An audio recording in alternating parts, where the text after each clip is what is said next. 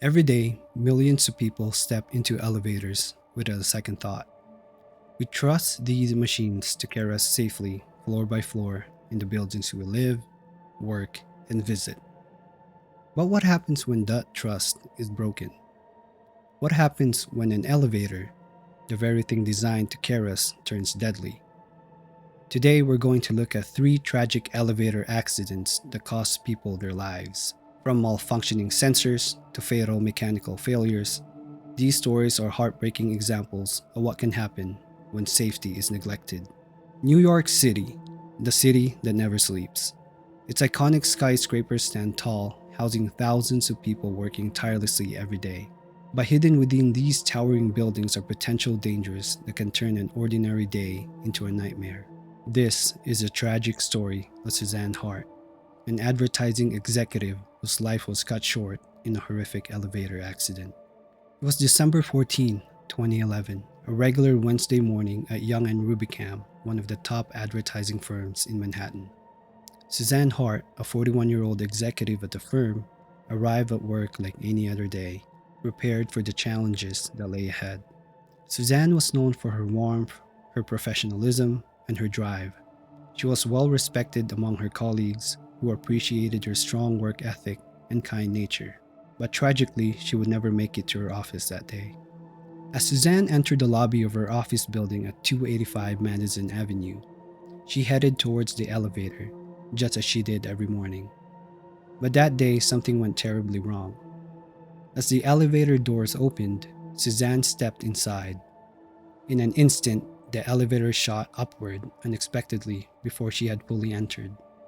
In a matter of seconds, she was pinned between the elevator and the shaft wall. It all happened so quickly. Suzanne Hart was killed instantly, crushed by the malfunctioning elevator.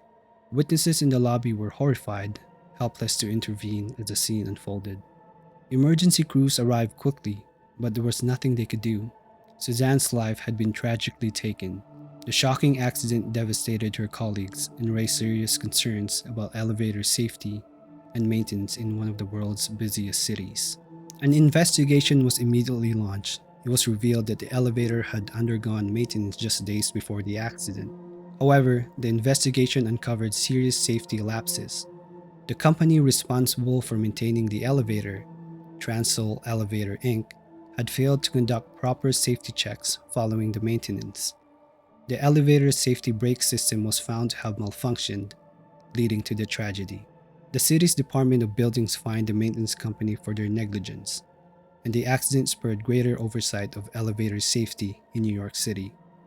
But for Suzanne Hart's family, friends, and colleagues, the loss was irreparable. Our next story takes us back in New York City. On August 22, 2019, what should have been a routine elevator ride turned into a horrifying tragedy for 30-year-old Sam Waisbren. Sam Waisbren was a vibrant young man with a bright future. Originally from Milwaukee, Sam had moved to New York City to pursue a career in technology and finance. His friends and family described him as kind, funny, and full of life. Sam lived in Manhattan Promenade, an upscale apartment building in the Kips Bay neighborhood. But the building, like many others in the city, had a history of elevator issues. Records showed multiple complaints had been filed about the building's elevator over the years, citing malfunctions and delays. On the morning of August 22, 2019, Sam and several other residents boarded an elevator in the lobby to head up to their apartments. The elevator reached the ground floor, and as the doors opened, disaster struck. As Sam stepped out, the elevator suddenly dropped without warning. It was pinned between the elevator car and the shaft wall in a matter of seconds. The other passengers in the elevator were unharmed, but they witnessed the terrifying scene unfold. Despite their shock, they immediately called for help.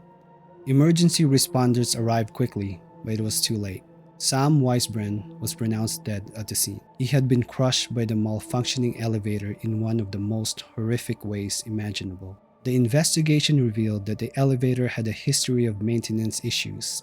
Just months before the accident, the Department of Buildings has cited the elevators for failing safety inspections. While some repairs were made, questions remained about whether all necessary measures had been taken to ensure the elevators were safe. After Sam's tragic death, The building's management and the elevator maintenance company faced intense scrutiny. The Department of Buildings issued a full-stop work order on the elevator, and further inspections were conducted to prevent another tragedy. However, many questioned how such a catastrophic malfunction could have happened in the first place, especially in a building with known elevator issues. Sam's family and friends were devastated by his sudden death.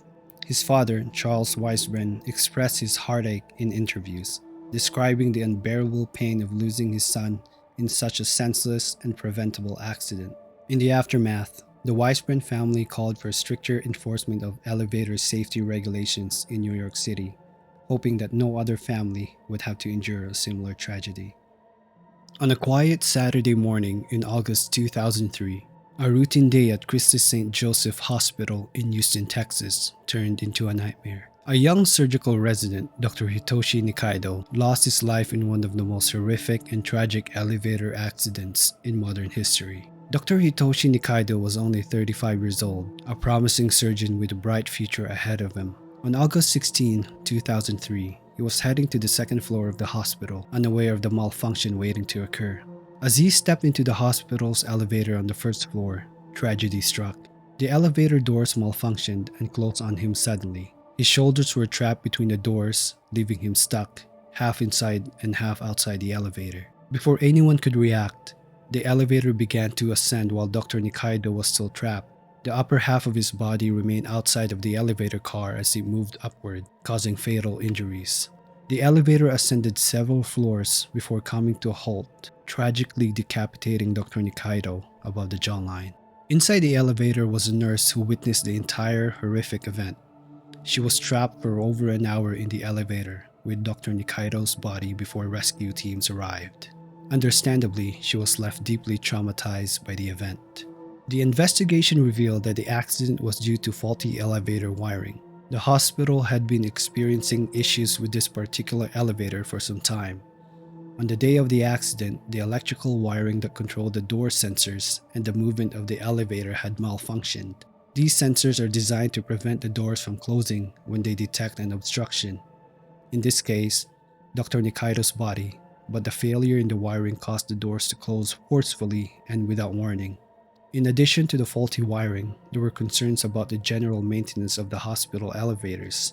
It was later reported that the elevator had a history of malfunctions and was overdue for routine maintenance. The failure of the elevator to detect the obstruction and its sudden ascent were both attributed to a lack of adequate safety protocols in place at the time. This incident brought to light the importance of regular elevator inspections, particularly in high-traffic areas like hospitals. Elevators are complex machines, and when not properly maintained, they can turn deadly. Elevators are equipped with several safety systems, including sensors that prevent doors from closing on objects or people, and emergency brakes that stop the elevator if it detects a malfunction. In Dr. Nikaidoh's case, these safety measures failed, likely due to poor wiring and lack of timely maintenance. This accident led to a review of elevator safety standards across hospitals in the US. Christus St. Joseph Hospital, along with other facilities, underwent more rigorous inspections after the incident to prevent such tragedy over happening again. This heartbreaking event is a reminder of the critical importance of regular elevator maintenance and proper safety protocols. Dr. Hitoshi Nikaidoh's tragic death left a lasting impact on his colleagues, friends, and family. He was remembered not only as a dedicated and skilled surgeon, but also as a kind and compassionate individual whose life was cut far too short.